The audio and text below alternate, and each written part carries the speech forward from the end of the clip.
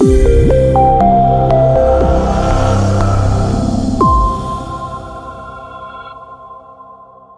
bring up the speakers, and can we get the first chart, please? So we're going to talk about data science, and we're going to go through 4 presentations quickly, and I promise you it will be quickly. And first we're going to start with Christina, who's going to provide some detail from LinkedIn about data science, how many there are, the trend, the growth.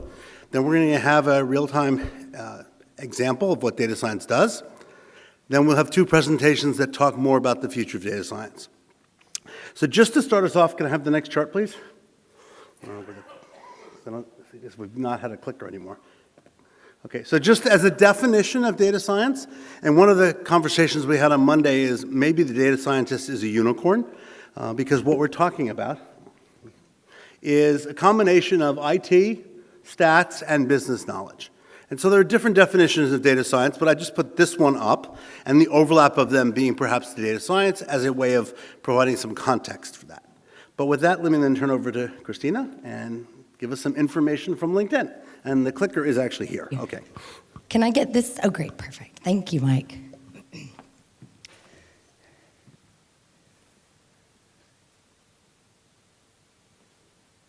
Can I? I'm going to have the same problem everyone else has had, which I'm going to click through my whole presentation in a minute. Great. So thank you for having me here. We wanted to start off this session understanding who are data scientists and what can we learn from the LinkedIn platform that can provide some insight into this. And if you think about LinkedIn, I'm sure we have many members here in the audience. Hopefully, many of you are members. We have nearly 350 million members around the globe. So we very simply looked at profiling people who had data science or data scientist as a job title on LinkedIn. So here are the 3 key takeaways. The first one is probably not too surprising to this group. Data science is a very new and fast-growing discipline. We actually saw the first data scientist job title emerge on LinkedIn only about 3-4 years ago. We also saw a 36% increase in the last 2 years in profiles of data science. And I think we've already heard at this ICOM conference how fast and emerging and changing data science is as a discipline. The second key takeaway was around skills. What skills do people have that define them as data scientists? And I'll come on in a minute and share a little bit about how that compares to some of the other research analytical disciplines that we have and talk a little bit more about that in a second. And then lastly, we wanted to look at career paths. So we isolated senior data scientists. This is defined as those who are director plus. And we looked at where they came from. It was actually difficult to look where they're going because data scientists haven't gone very far yet. They're still all new and existing in where they are today. So we couldn't look at future career paths, so we wanted to look at where they came from to better define that. And we saw that most of them come from the research function, with some IT and engineering backgrounds, but they're very experienced. And so they're bringing this career expertise from research, from their other backgrounds, into data science as a discipline. Now let me back up for a second and explain how we define the data at LinkedIn.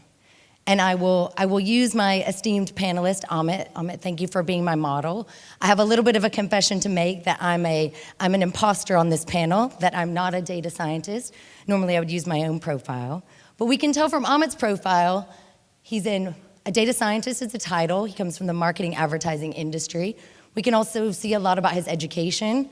We can see what jobs he's come from. What's his career path? Where has he worked? And we can look at skills. And so when we looked at this in aggregate, we got this type of audience profile for data scientists around the globe.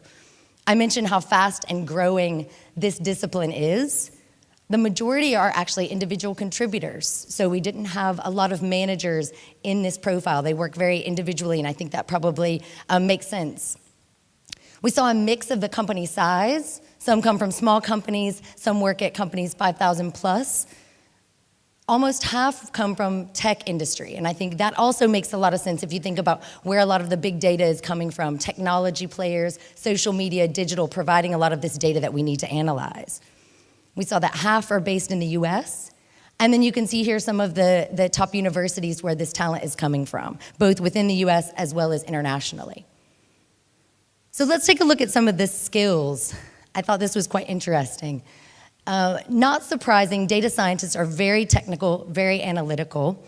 But when you compare to a couple of other data titles, data analyst, market research, statistician, you start to see some commonalities. Data analysis sticks out in all four categories.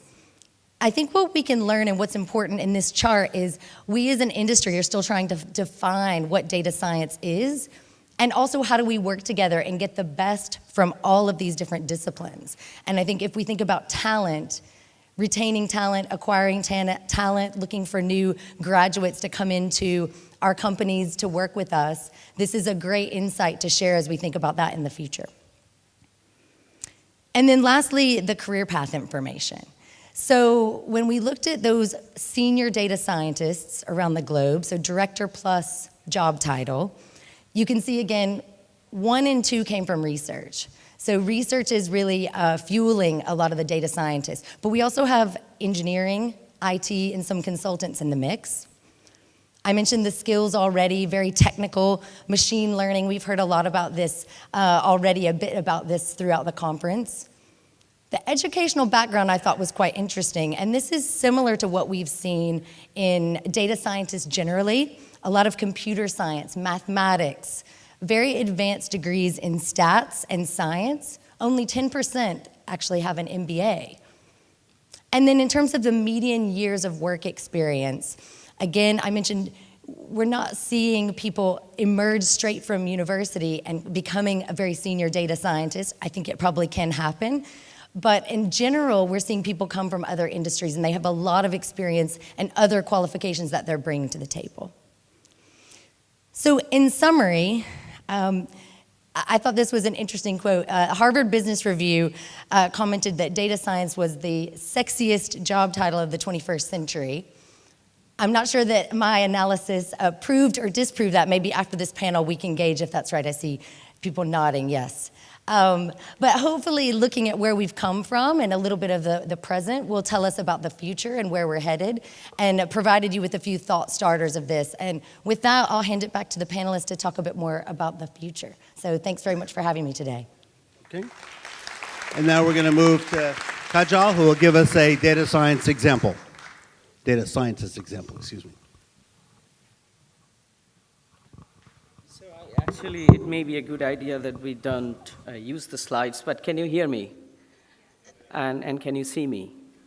Because most often, yeah, absolutely. I tell you what, it's often, and now, it's neither be heard nor be seen as a data scientist. So I think there is no further ado. I can probably speak for a good 6 minutes right here in these slides, and you probably don't need anything. But do you care? Probably we don't, because every day you go to your grocery, you find the finest apple, finest oranges. You try to make the best out of every cut. But have you wondered where that ecosystem started, or planting the seeds and who is picking up the fruits and getting it to deliver to your groceries, and so that you can pick it up? So what happened over the transformations with the data science is that we try to lose sight about what the scientist, what this data scientist is defined, and we can go at length. Can this be seen? Can this be heard? And what's the value? So that's what essentially I will take you to a couple of the steps that what does it take? Sometimes you have to step it back, and you have to go back to somewhere into a village where farming is being done, and you wanted to see that exactly what you are procuring your food. Maybe you have to make a trip to Bangalore, Indonesia, or Kuala Lumpur, or some places in China, that there is a little place that where your iPhone makers are making your iPhones a dream possible, but you don't care as a marketeer because it gives you an end ROI. So what does happens with the data scientists? And I think it's essentially, you know what, this is the part that I never scripted, but let's forget about the slides. I can flip it and you will know, and it's a cliche. And we always know that what a data scientist will bring to the table. But the fact remains is that from a marketeer to understand the value of data science and how you use what you use and how you change what is your landscape, you need those brightest minds and the people, and you need to nurture them. It's no longer is the era when I was talking to Mike Sherman, is that when the derivatives came in, the over-the-counter swaps came in, believe me or not, all the physicists that worked for 20 years built those things, but who sold it? And it was sold big times, but it created a problem. So I think all the data creativity presentations, as well as all the data ventures, they never spoke about data science. They just all skipped that part. And they put a little box called machine learning. What is machine learning? How did machine learn? Oh, that's an AI. When AI started, 1940s, 50s, we now know imitation game and theory of everything as a movie. Is that being recalibrating? Is it becoming a sexy job? Whatever it is, it's need to be redefined into the realities of the marketeers, because you don't want it to make the same mistakes about derivatives. That is entirely physics and random walks and all the fantastic stuff ever happened. Credit default swaps, over-the-counters, exchanges. People made money, but marketeers are for people. It's for your product. And it's for your understanding about changing behaviors, how attitudes set. And I think we have had great sessions, particularly these sessions on data was actually paramount. And we had a simple question, when is a man is a man? And so I flip to the next slide. So this is in 1993, the dawn of internet, Gopher, if you remember anyone from the University of Wisconsin, that was our internet. We are downloading pirated softwares, but it catapulted. This is what happened. Just read carefully, and this is a very smart comment. So it says, remember when on the internet nobody knew you were a dog?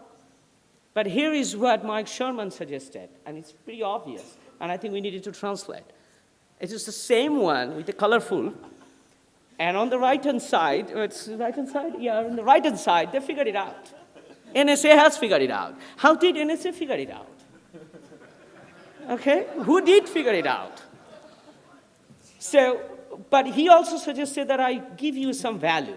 So I'll give you 2 quick slides that what usually is being happening in terms of getting your apples and oranges on your store where you can touch and buy the best and the freshest. And you figured it out, the supply chain. I don't care where it's coming from, is Mexico or Argentina. Because I figured it out how it is going to be on your shelf, and it will be fresh, even if it's 30 days old. But it's your audiences, how you feel, how you touch. And it's a gigantic machines in between where every bit of information is in the walls and creates a proprietary audiences. It's sexy, it's machine learning, it's data science, but on top of it, your entire industry is focusing on getting all those things into the right place. What does it do? It gives you the tremendous amount of value in terms of your businesses. Tremendous. So I'm not going to read these things. It's these things that if you ever install anything that does audience into a data science, it's going to give you the value. But here is how I'm going to prove what is the value of the farmer. So very quickly, you'll find it out. Who is your male? You have no identity nowhere. You have all this data. Forget about CRMs and everything identifiable. But you know that they play golf, eat steaks, and buy expensive clothes. Oh my God, now I have a chance of 80%, 90%, and if I combine all this through, I know it's a 97% man. But how many people actually play golf, eat steaks, and buy expensive clothes? Only 5% of the fashionable men who earn more than $400,000 can do that. How many people are there? No, not many. So what you have to do, you have to build a known profile. It's called your seed data. It's a sexy term called seed data. It's almost like the branded, genetically coded apple that produce fantastic apples. Yes. Oh, that's why I say that I didn't word hard. I'm sorry about that. Okay, now is this okay? Good, I'm being heard and seen. So that's what you do in terms of machine learning. But what happens is that if you really needed to reach all men, you need thousands and thousands of features to determine the man, and that's why you needed to rank and you produce. But it doesn't stop there. What happens is that you have an inventory problem that does billions and billions of contents. You need to reach 100 million male, and you have a problem of delivering because you needed to make a right decisions because every man at this point is competing for 3,000 advertisement. Believe me or not, raise your hand. Who is winning? So that's what you have to do, and you have to your audiences. No matter how your marketers are optimizing, you have to reach your GRPs, you have to target OCRs, and you optimize. So in terms, what we have, machine learning, that she was talking about, you needed to have your people, that your farmers, know how to till, find the weather, what is the right kind of seeds you need to put. You need to have a big data platform. This is no small feat, really. Sorry to say that it's no small feat, in no amount of RDMS, no amount of small investments. But we have clouds and we have big things. We have Hadoops and we have distributed and verticals of the world.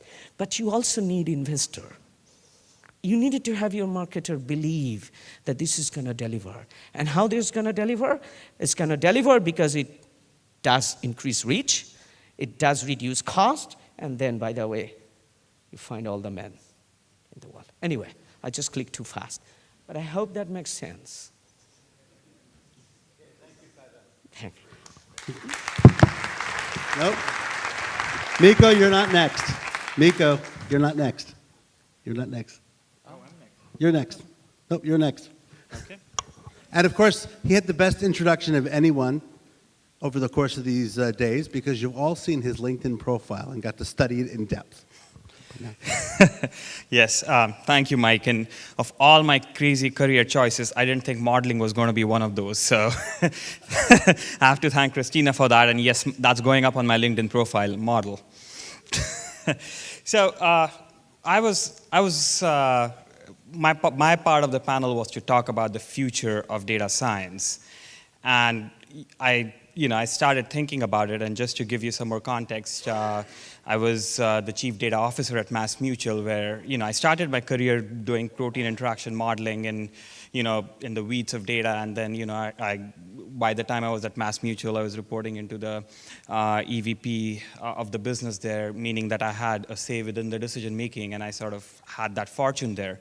But as I was doing that, I realized some of the things, and hopefully what my talk is about, the future of data science, based on the experiences that I've gained all through what I've done.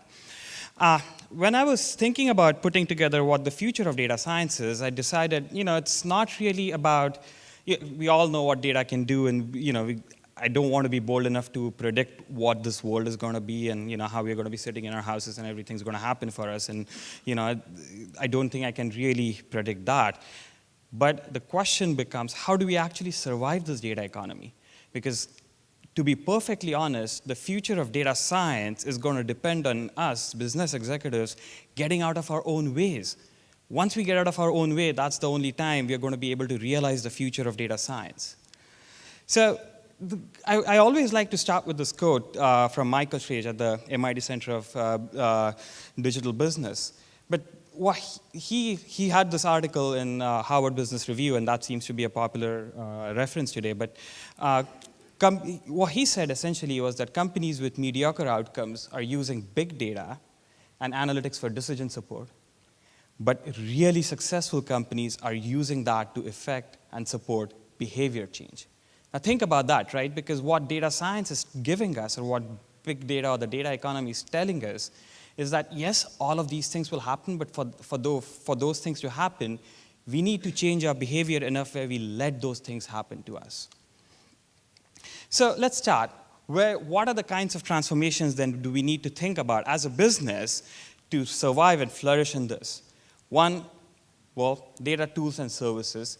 So we have to all start thinking about data first mentality, right? Everything is about the data, because once we have the data, right, we now can start flourishing in this business. Without data, we can make a lot of calls, and all of those are opinions. And so it's about having the kinds of tools and services, and that would support that kind of a mentality. So we move away from judgment to sort of more of data-based decisions. But to do that, everyone needs to feel the stake in that data, all the way from top to bottom, right? Everyone should think about it as, this is my data, and this is how I want to use it. We have to not misuse it, or you have to be together in deciding that. For a corporation, in terms of the big bet moves, we have to think about data-driven experimentation, right? And fortunately, that's what we can do now, which is rather than sitting there and thinking through a 3-month process of what the next strategic move is going to be, we can quickly iterate based on the data that we collect. What kinds of consumers is this new product going to be useful in? I I can maybe perhaps run a campaign, design a product, put it out there, but do this fast iteration. And data economy allows me to do that and evolve based on that. And you have to think about data as culturally neutral, meaning that we need to be nimble with a very, very key sense of market focus, because otherwise it's very easy to get thrown off. So thinking about this transformation, and there's been a lot of discussion in terms of about should it be a top-down or a bottoms-up approach. And honestly, with all the research that's gone in, really, neither of those two approaches work. They only have about 30% success rate, right? So think top-down approach is where decision gets made by the management and the whole company follows. Bottoms-up approach is where sort of you're sort of moving the decision bottoms up. A real approach, and the way I like to talk about it, is applying sort of the social network mentality to creating these kinds of strategies within the organization. Management know about the big business issues, the problems that we are facing, but the data scientists sitting there in the weeds are seeing the trends, seeing the patterns, and it's a discussion between the two. Within this data economy, I mean, one aspect of it is sort of all the food and all the free food that gets that companies offer, and all the sorts of various occasions where they ask you to come together. But the whole point of that is essentially to have this kind of a social network approach towards decision making, because management alone cannot make them, neither can data scientists by themselves. And this approach has shown that it's going to be successful 79% of the times based on a McKinsey study. I love McKinsey, by the way. I mean, any question you have, there's always a McKinsey study for that. So how does that work, right? And it's the way I like to think about it, and this is in the context of an organization, is creating a social computer and using that to transform in the world of the data economy, right? So if you look at that chart on the right there, you see your business is currently effective within a certain area. And as I like to say, all competitive advantage is extremely temporary, right? This is a fast-moving world. Within that, you're always going to have pressures from vendors. So vendor pricing pressures that are going to push your business in one direction.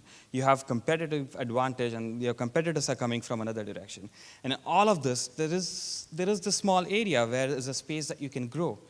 And it's really in that sort of a space that I think that needs to emerge, and that's when the company gets to be successful. But I don't think just management by themselves or data scientists by themselves can figure this out.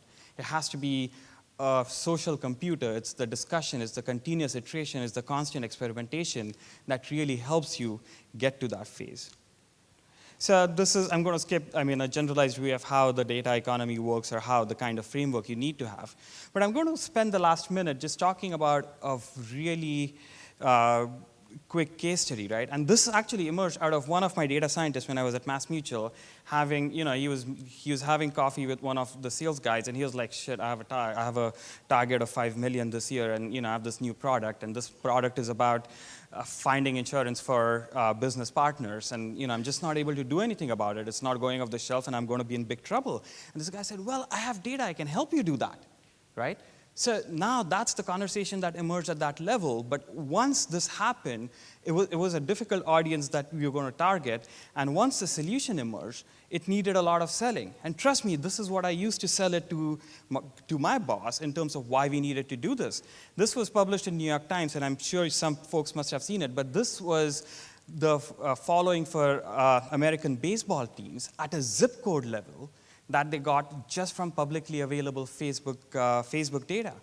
So, if this is the figure I use, basically, this is the visualization I use, and I said, look, if this is what they can do just from publicly available data for sports teams, I can definitely use that for putting together all news articles. And so we created this new product where what we did was we put together a news feed through all these multiple sources to find local places where we heard sad news about either business partners expiring or things like that, and got our sales team to put together sort of educational pieces there so that people come talk. And as a result of that, within the first year, that product got about 8 million in revenues when the target was 5. But that's how data science can really help you and transform you within the organization.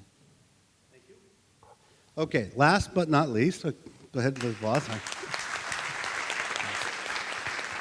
So Miko has a provocative perspective. It's so provocative, he didn't want anyone to see it beforehand. So he's part data scientist and part mad scientist, I think. So with that, Mikko, go ahead. Thank you, thank you. Yeah, actually, I'm probably more mad scientist than data scientist. No, just kidding. Yes, thank you. The clock is wrong. 1 more minute. Nice try, though. Excuse me? Can you put it to 7 minutes, please? He's waiting a minute. Go ahead. No. Can you put it? Yeah. Okay. Very good. Muchas gracias.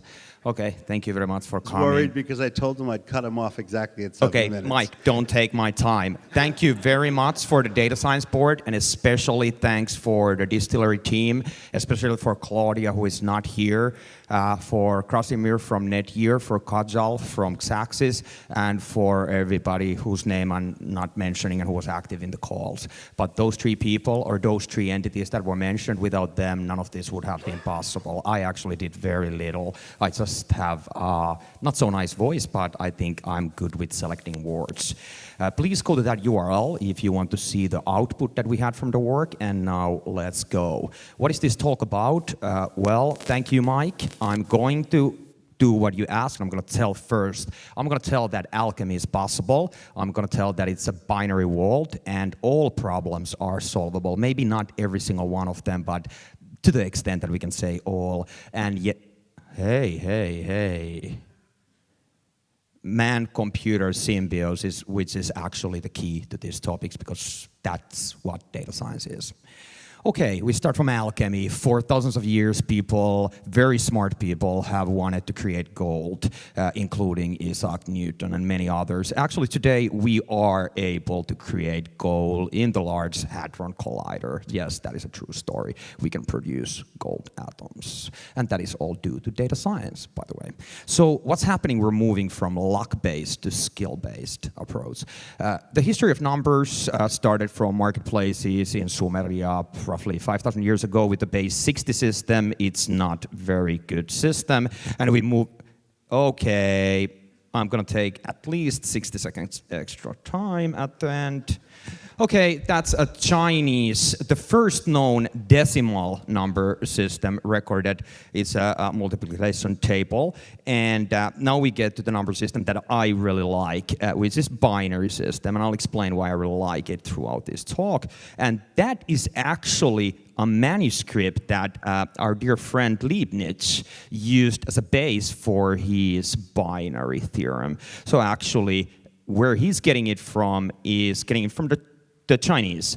And also Niels Bohr, the father of quantum mechanics, chose yin-yang sign in his coat of arms for the Physics Hall of Fame. And in his deathbed, he actually quoted the Buddha. And here is who they all are really copying. Huangdi, the Yellow Emperor, the father of Chinese culture. Really, we all, the computer scientists of the world and the data scientists of the world, this is our grandmaster. So what's really happening is that we're moving from practical to philosophical. And that's exactly where we started from. This here is more or less the father of modern statistics, at least the regression modeling, and also a fun idea called eugenics. He actually coined it. Here, I'm sure everybody knows him, so we're going through a few villains, and then we'll look at heroes. So for those who don't know, Donald Rumsfeld kicked his career off as a data scientist, counting how bombs drop, and helped America win the war. And then my personal idol, now we move to the heroes, Hans Rosling, whose motto is, the seemingly impossible is possible. And here we see he ended his TED Talk, the best stats you've ever seen, by swallowing a 70-centimeter sword. So what's happening here, moving from villains to heroes, is that we're moving from just using data science for solving zero-sum games like missiles or to actually solving good problems and saving the world. Yeah. Now, this is my personal hero from the modern times. That's actually the only person that, to any extent, I can admit that I tiny wee bit idolize. This is J.C.R. Licklider. He is the father of internet and everything we do today. Yes, Lauren, you with the laptop there, everything you're doing is invented by JCR Licklider in his legendary paper, Man-Computer Symbiosis, which led 6 years later in 1968 to another man, Engelberg, to do his mother of all demos, where yes, indeed, he introduced all these different things we are doing now. Video conferencing, mouses, networking, yeah, pulling data into your machine from another machine and then manipulating with the power of other machines. So talking about power of machines, Moore's law, which has been guiding linearly the exponential growth of computing power, is coming to an end. And why it's coming to an end is because currently the gate of the transistor, and this is a wee bit technical detail, but I'll share it anyways, 50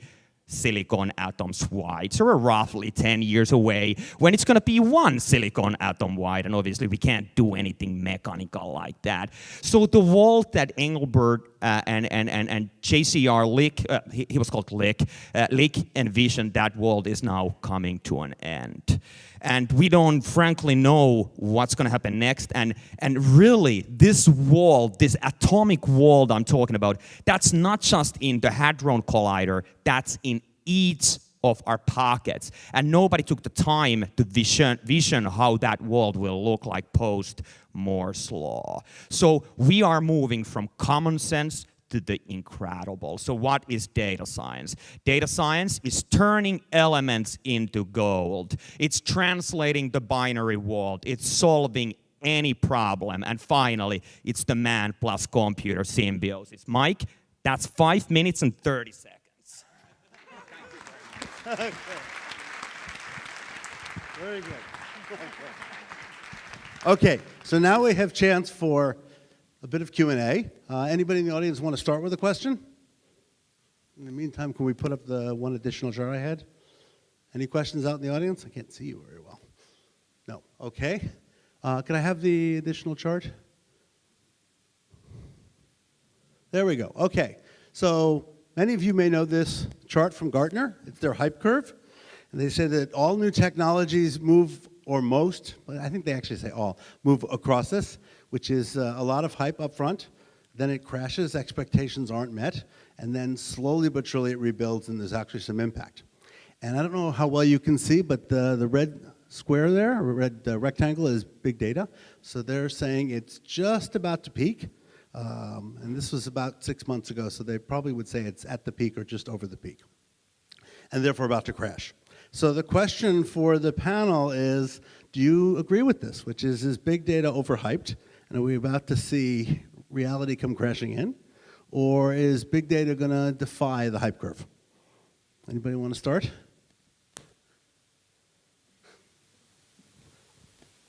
All right, I'll start. So I have a certain feeling that I feel about all Gartner reports, and whenever I say something that sounds similar to Bucket, if you would have heard any of the Obama's White Correspondence Dinner, you know exactly what I'm talking about. But here's the point, right, which is in something that I always like to believe, which is it's not about the data. It's about the value that we are getting from the data. And it's not about the algorithms. It's none of that. It's about the problems that we are solving.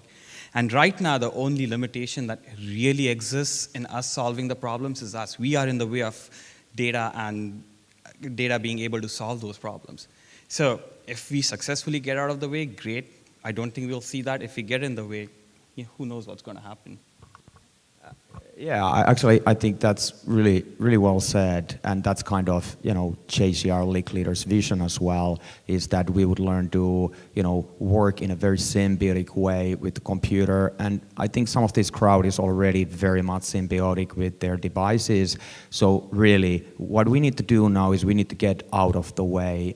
We need to let the machine do its job, which we've never really allowed ourselves to embrace the potential of the machine in supporting us to solve our problems, including the hardest problems in this world, extreme poverty, these types of things. Any questions in the audience? If not, I'm going to build on a last thought, which is to get out of the way, because we are between you and the coffee break. So with that, I'd like to thank our 4 panelists, and enjoy your coffee.